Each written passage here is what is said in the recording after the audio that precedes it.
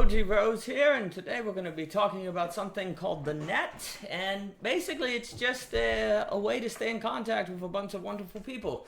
I think if you make content for YouTube and you're hosting these conversations and these different podcasts and different things, it becomes very difficult to stay in touch with all the people you'd like to stay in touch with, and to have regular conversations. Like there are people like, I've been trying to have a conversation with Javier for a very long time.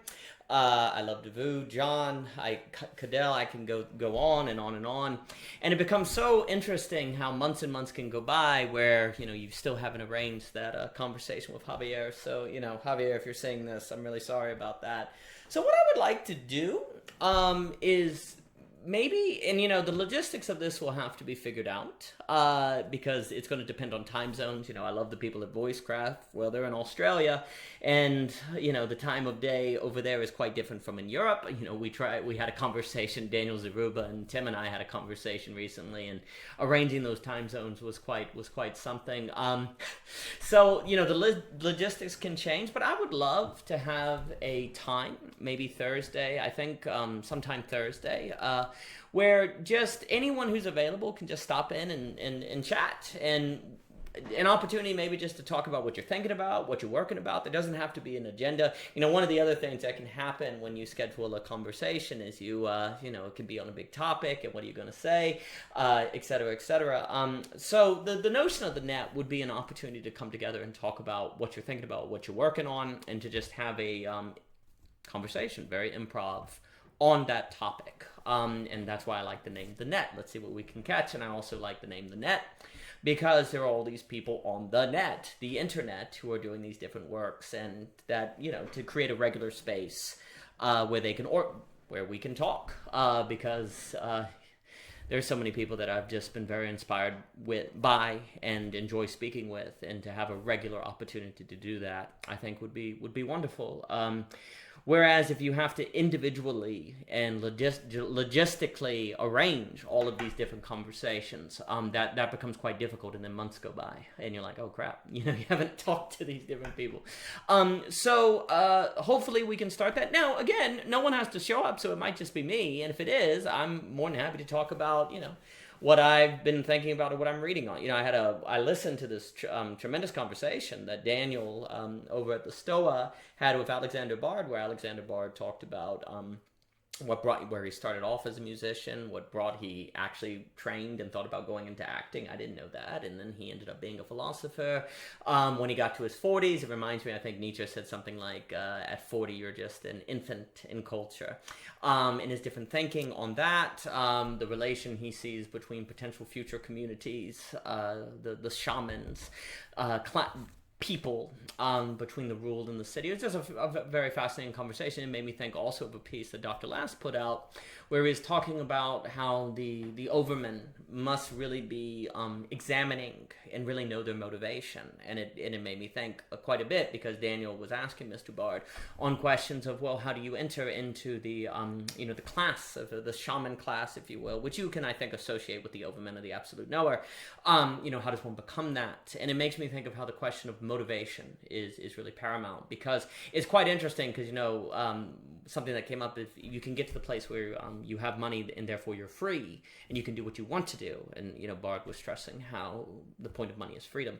Well, then it's interesting when you're free, you see, it's almost like two responses you see with people. Once they're like out of the rat race, they don't know what to do with themselves because they've been trained for extrinsic motivation their entire life, and suddenly they're free and they don't know what to do with it. And as a result, a lot of people will come out of retirement and go back to work, or they're just bored. And bored is a state where you lose the ability to be your own self-mover, which also makes me think of how Dr. Cadell was speaking with Trey on this question of the desire, the subject desire, where it's kind of the Spinoza, where you're your own mover, and then object desire, like you see in Lacan. And there seems to be a massive difference between those two. And all of that, I think, is pointing to what for me is a huge issue, which is the question of human motivation. And I very much associate a movement to a new kind of being, if you even want to kind of allude to Heideggerian language, with a movement from extrinsic motivation to intrinsic motivation. And I also think that greatly contributes to, say, avoiding capture by capitalism, as Deleuze will talk about, because when you're intrinsically motivated, I think that moves in the direction of your own line of flight. So I think a lot of these things go together, and listening to these people talk, Mr. Bard, Goodell, and Trey, and so on and so forth, it sort of points to, for me, the question of human motivation and motivation. And then, of course, the question becomes, like, how do you train motivation? Can people be trained to be intrinsically motivated if they are not? And that's something that Michelle and I will do a lot of work on and think about. So this would be an example during these net sessions where if no one shows up, I'm happy to talk about different things. But if people do show up, I would love, like, if a Javier slips in, or Zaruba, if he's available, or so on, or Hyrud. I just had a wonderful conversation with Hyrud on meta-modern pragmatism, which was fascinating. I think it would be wonderful to have a regular space where people we can just talk, just come in, talk, and I'll send out an email about that. And again, there's no pressure ever to come, but I think by having a regular meeting, a regular orbit, that will be a great way to stay in touch. And then anyone who comes, they're more than free to, if I would like to record it, because we're all content creators and we're always looking for ways to create content. I'm not sure if I'm going to do live, because I'm not sure if the internet we have here can handle the bandwidth. If it does, then we'll go for it. And I'm also not sure of the logistics, if it can be any number of people, if it should be capped at 5. I don't know any of that, because a lot of that does actually have to deal with just the logistics and the technological difficulties of it.